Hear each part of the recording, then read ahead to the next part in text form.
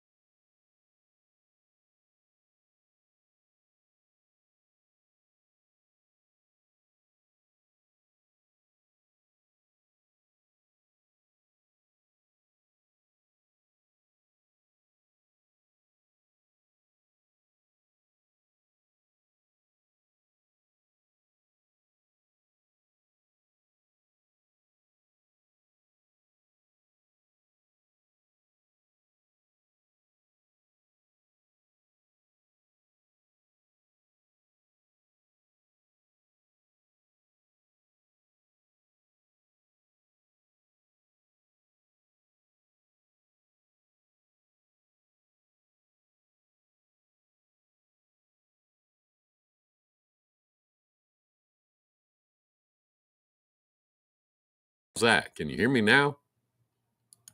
Can you hear me now? Say, can you hear me now? Somebody say something. Hello. Can you hear me now? Can you hear me now? I'm making sounds, so if you can hear me, that's a good thing. No? Still can't hear me? You can hear me now. Okay, good. Anyway, what I was saying was, before I was so rudely interrupted by technology, is when I'm putting these shows together, with these little things together, I hear you. Well, good then. That's good.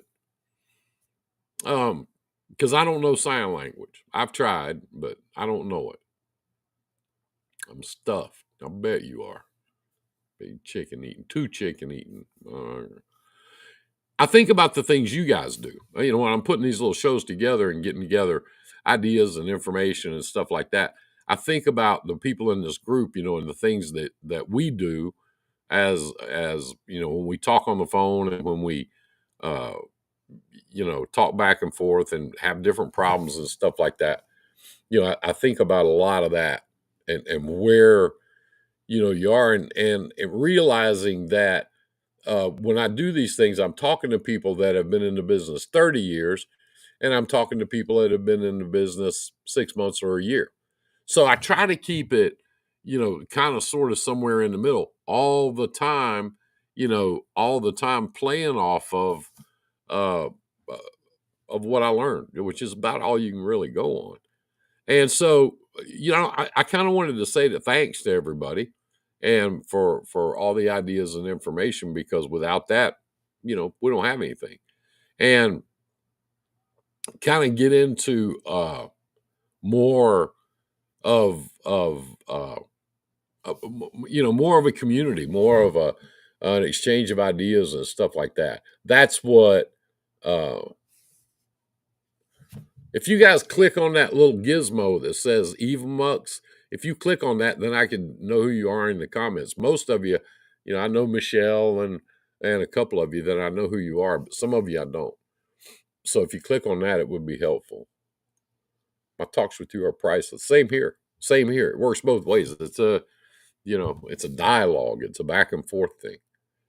So tonight, what I wanted to talk about was making the jump from company driver to owner operator. In our core group, group of people that we have here, we don't have a lot of company drivers. But what I wanted to talk about was, the biggest differences between being a company driver and an owner operator. And I wanted to talk about the diversity that you come into when you become an owner operator, kind of a perspective thing, how you see things, how you view things now. And I think the biggest thing, to me anyway, the biggest thing about jumping from a company driver to being an owner operator, and the thing that you have to think about all day every day when you do that, is that now you're in business. You have a business to run. You're not an employee anymore. You can't you don't have that security, if you will, that blanket over you of somebody else, a company or individual or whatever, providing this and that for you. That's gone. That goes away that day. And you become a business owner. Now you're going to be and we're not talking about making the jump to carrier. That's a whole new thing. That's when you get your own authority, your own equipment. You go completely out on your own, and you're not under the umbrella of a company. It's just you. You're the company. We're not going to talk about that tonight. I mean, we can later. That's a whole different topic. I'm just talking about making the jump from company driver to owner operator. And I wanted to tell you, some of the advantages and disadvantages that I see in doing that. The biggest disadvantage is if you're not a person that's prepared to make the decisions that you have to make and the changes that you have to make and do the things you have to do to be a business person and survive in business, then you're not going to like it. It's not going to be for you. You're jumping out of the frying pan into the fire. If you are an entrepreneur, if you do like making your own decisions and doing your own thing and having control over your own situation, then you're going to like it. You're going to love it. And you can make more money. I don't care what, all this doom and gloom and all this stuff and that you hear on social media. I know people that are making money. I'm making money. I know people that, hey, Jeffrey, what's up, brother? I know people that are doing a lot more than just surviving. They're growing, and I know the differences between the people that are making it and the people that are not. And I could sit here and tell that to you, but most of the people on my channel, most of the people in my world are those people. They are the people that'll make decisions, that'll make changes in their game plan, that understand the business part of being an owner operator. Most of those people are, but a lot of people are not. And those are the people that you see crying and complaining and blaming everybody out there on social media. So let's just back up, because we don't need to get into all that tonight. We've already been there, done that. And, if you want to, we can. But, let's start being an owner operator. A couple things before you make that jump and write that check for that truck. A couple of things that you need to understand is, one, where are you going to put that truck? Now, again, I'm not talking about getting your own authority, and a lot of you have it. I'm not talking about, going completely out on your own and doing your own thing. I'm talking about being an owner operator, a person that owns a truck and is leasing that truck to another company, to a carrier. Okay, that's what I'm talking about. You've got to make some decisions before you write that check. Where are you going to put that truck? You need to already know that. Never buy a horse and then look for a place to put it to work. Don't do that. Know where you're going to go and what you're going to do. Lots of reasons for that. Lots of reasons. And probably the biggest one is how you want to operate, how you want to build your business, how you want to manage your business, and whether or not that company is conducive to what you want to do. Let's just keep one thing in mind, okay? You're in business for yourself now. Just because you lease to another company, that doesn't change anything. You still have your own business, you still have your own responsibilities, you still make your own decisions, no matter what. So just let's put that to the side over there. If you lease onto a company that just feeds you loads and you got to go where they tell you to go, do what they tell you to do, then that's not for me. That's not for me. You're taking all of my freedom and all my ability to make my decisions away from me, and I don't want that. I'm not interested in that.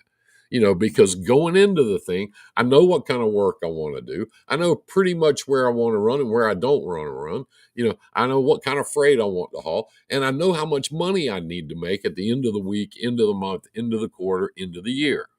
So when I'm making that decision, I need to get the right piece of equipment. Now, we've had this argument for, a couple years on here about old trucks versus new trucks, ELDs and all this emission stuff versus paper logs and non-emissions trucks. We've had those conversations before, and we can have them again anytime you want to. And you guys know that why do you want to own a truck if it's because you think you're going to go where you want and make tons of money? Don't do it. Okay, we'll talk through that. We'll talk to you. A lot of the people that I know that want to own a truck do it for a lot of different reasons, not just one. That a lot of different reasons, and the main one that I see on here on social media is they want to make more money. They want to make at the end of the week, at the end of the year, they want to make more money. So that's why they go out and buy a truck. And two, a lot of people on here are entrepreneurs. They want to work for themselves. They want to make their own decisions. And to your point, whoever that is, I don't know. I can't see your name. Because you're only going to go where you want and make tons of money. Don't do it. That's kind of a contradiction of terms. Go where you want and make tons of money. If you're a guy that only wants to go to Texas, if you're a guy that only wants to go to Florida, those are two different things. So I mean, I could take every single person on here right now and say, okay, where do you want to go? Where do you want to go? And have that conversation with you. If you're going to be an owner operator and you want to make good money consistently, stay in the Midwest. And somebody right now is thinking, I don't like the Midwest. I don't want to go there.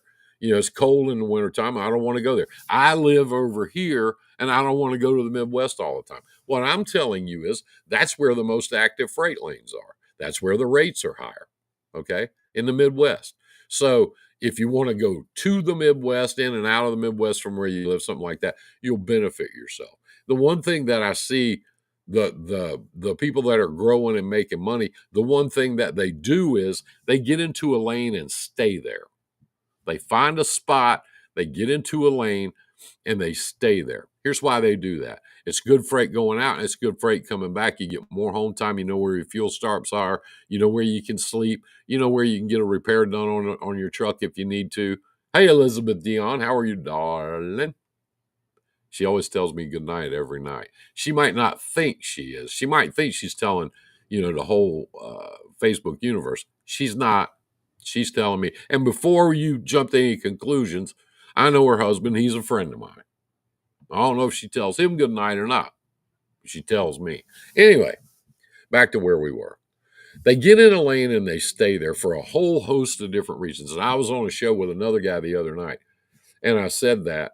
I said, they get in a lane. And his response was, what if I don't want to? Well, then, Anthony Shaggy Koch, what up, brother? What if I don't want to? Well, if you don't want to, then don't.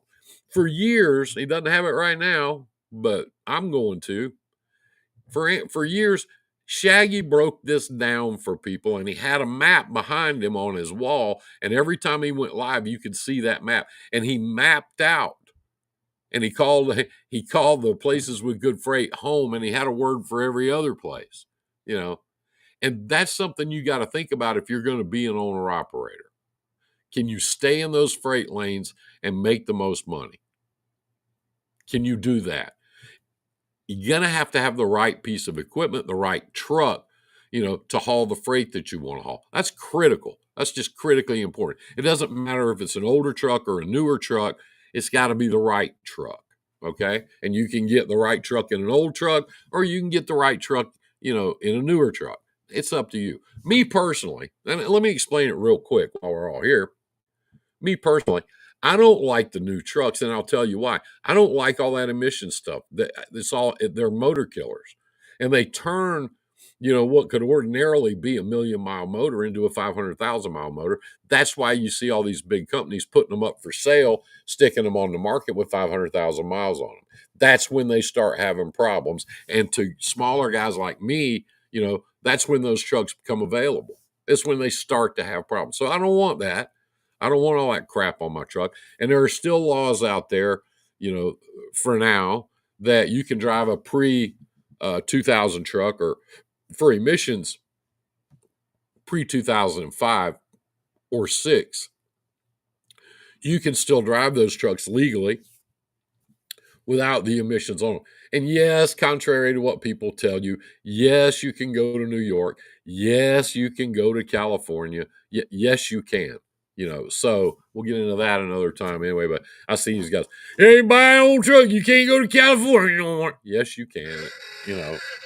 And so my brother called me. Is today Tuesday? It is where I am, and I don't know where you are.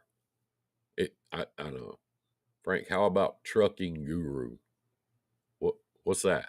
I don't know what Trucking Guru is. I'm a wizard, not a guru. You can look at me and tell I'm a wizard. It's easy to see. So, the older trucks to me are better. They're more reliable. They're cheaper and easier to work on. Parts are still very available for all of them. We went through a period there during COVID when there were 100 ships off the docks out in California and the East Coast where parts got hard to find. That's loosened back up, and you can get parts now, and you can do the work on the motors and all that stuff. Trucking Guru was a scammer that got busted. Oh, yeah. Oh, fuck, I lost today. You'll get it back.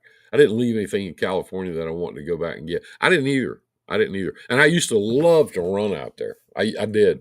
I was one of those guys. I like running back and forth out there. And they've just got it to the point out there now that, and I'm not talking about just emissions. That's not what I'm talking. The cost of fuel, the speed limits, all their rules and regulations. Shane Ferris. Hey, I saw that. Trucking Guru got busted for scamming people. I left the taco truck.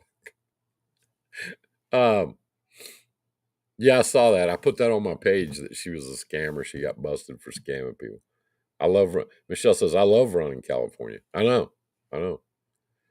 I don't like it out there. I don't like the cost of fuel. I don't like the cities. I don't like them. I don't like the speed limit. I'm not going to do that. I don't want to do that. And I don't have to, so I don't go. I don't like the rates out there. They're not conducive to, what I need to make to run my truck. I just don't like it. I don't like it, and I'm not going. As far as I'm concerned, I've said this a million times. I'll say it one more. As far as the people of California are concerned, I love you. I care about you. If you need anything, get your ass in the car and come get it, because I ain't bringing it to you. I ain't going. I'm not going. So, to each his own or her own. I mean, if that's what you like, that's what you like. That's a good thing. Again, another reason to become an owner operator. Another reason to have your own equipment and pick the equipment that you want to run where you want to run. So people call us liars, Frank. Now they're getting busted, and here we are telling the truth. I know. We've been through that for years. I don't know who calls us a liar. I've never been called a liar before. I've been called a lot of things. A liar's not one of them. But making that jump from company driver to owner operator. If you do things the right way, if you pick the right equipment and the right company to lease onto and the right lanes to run in, you can make a lot more money than you do as a company driver. And a big thing, guys, please, please, please, if this is the only takeaway you get from this little group here, pick the right tax person. Okay. Tony Justice has some people that do taxes. A couple of you guys put some Todd Campbell puts a company up there. Get somebody that specializes in truck taxes for truck drivers, for owner operators. Get somebody that knows all those rules and all those regulations and where those bodies are buried. That can save you thousands and thousands of dollars a year, as opposed to, just going to some HR block and some shit and do your taxes. Don't do that. You're in business now. Act like a business person. Do it that way, and you'll save a lot of the money that you make. You'll be able to keep it, and that's what you want to do. That's part of the going into business thing. But picking the right truck, picking the right company, picking the right lanes, those are things that are critical in making that jump. The other thing you got to have when you own your own equipment, Michelle can tell you this. Michelle, nod your head like this so I can see you. You need to have a relationship with a shop. If you don't have your own, you better know one, because checking into a dealership for repairs, their labor rate now is $200 an hour. And it might be a week or 2 weeks before they can even look at your truck if you have a problem. That can kill you. Okay. If your revenue right now is somewhere between 5 and 10 grand a week, that's 5 or 10 grand a week you're going to lose. It's out the window. You can't get it back. No matter how hard you run or what you do, it takes months and months to get back, that set, let's say 7. It takes months and months to get back that 7 grand.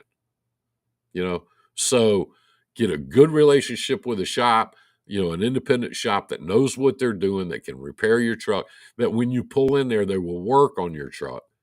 And that is huge. So those things right there, picking the right equipment, picking the right company, picking a shop, picking a good tax preparer or CPA will save you way more money than you would have even made driving that company truck.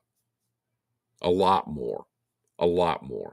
So, and I use people that I know in this group for an example. Up at Ricky's shop, Ricky's Trucking Company, his drivers go out and back, out and back, out and back. They don't go out. My buddy and me are at my shop. Good. You better have one. They go out and back, out and back. Most of their drivers are home, during the week off and on, and they're home on the weekend. What's up? They're home on the weekend, and their take home after their truck payment, because Ricky's got a couple guys up there on the whatever you want to call it, lease to own, buy here, pay here, whatever, however you want to say it. He sold a couple of his drivers' trucks, and they're paying them off. One guy's paid off 3 running for him. As soon as he gets one paid off, he trades it and gets another one. He's just one of those guys. But his drivers average take home, like I say, they go out and back, out and back. They don't go out and stay out. They never do that. Never do that. They go out and back, and they're through the house during the week, once or twice during the week, and they're off on the weekend at home. And they average around, after their truck payment, their insurance, and their fuel, after all that, they're averaging take home between $4,000 and $4,500 a week. I don't know any company drivers that are making that kind of money. I don't.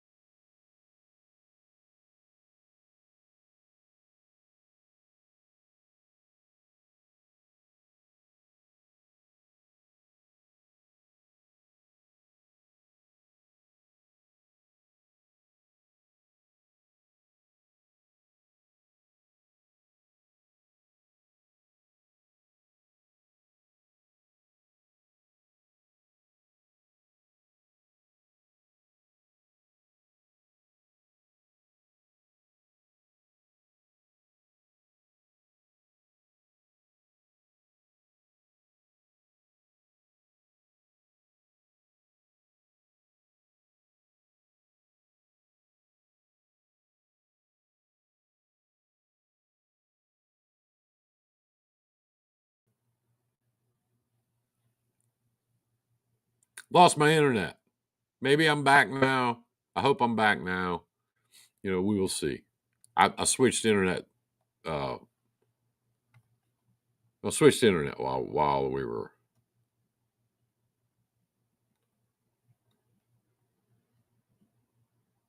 Hold on. Let me get back where we were. Proof, you're gone. Yeah, I'm back. Uh, I'm back. Deb Dingo. I use you for an example a lot. I hope you don't mind. But you're one of my favorite people, on top of being one of my favorite truck drivers slash owner operators slash business owners.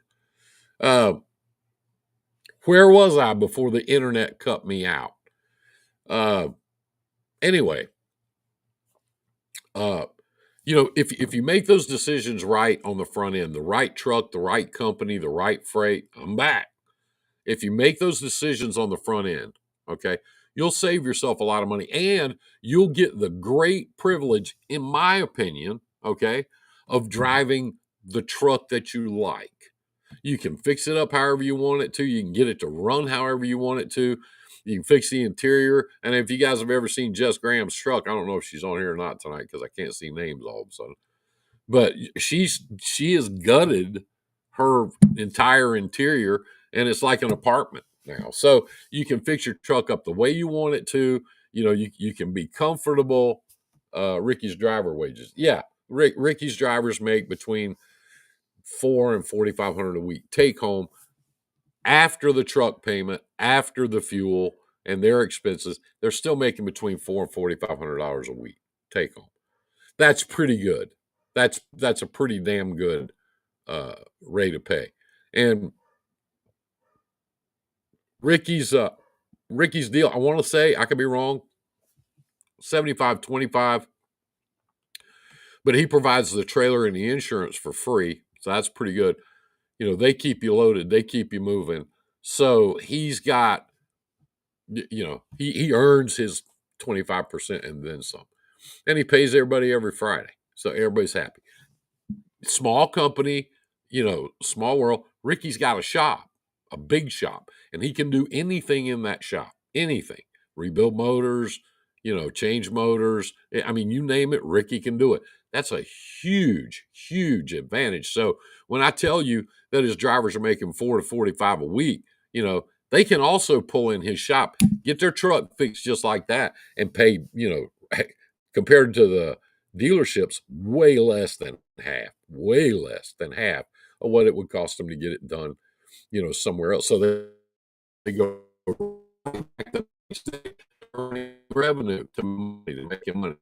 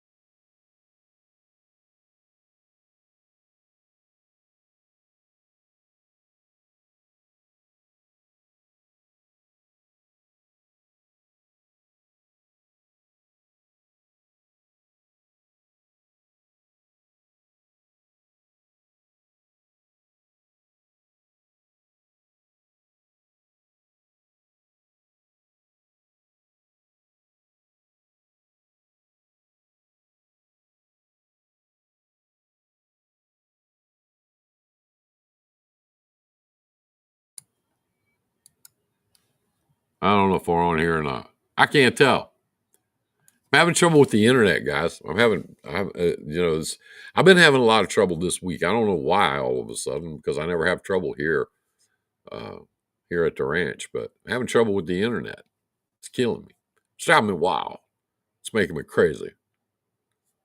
Anyway, I'm going to give up on this one tonight. Try to do those things if you can. Try to take good care of each other. Try to look after each other. We're all we got. We're all we're going to have. It's not going to change. It's not going to be any better, any worse. Try to do those things and have a great, great, great Thanksgiving. And I'll come back on here and do some more spots. And we'll finish this conversation up. I want to talk to Deb Dingo. I want to talk to Jess. I want to talk to some of you guys that are doing this and you're successful at it. I want to talk to Mara. I don't know if Mara's on here or not because I can't see names tonight. I'm having a rough time with this technology shit. But have a great week. Take good care of each other. Look out for each other. Have a great Thanksgiving. And God bless you guys. I love you. I mean that.